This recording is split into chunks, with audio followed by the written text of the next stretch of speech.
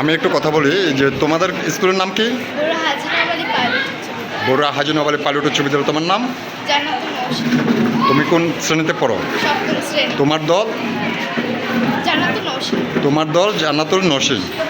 সকলে কি 7-এ পড়ো না? বড়ুয়া হাজি নওয়াব আলী পাইলট উচ্চ একজন বিদ্যালয়। 6 একজন 6-এ পড়ো। ওকে।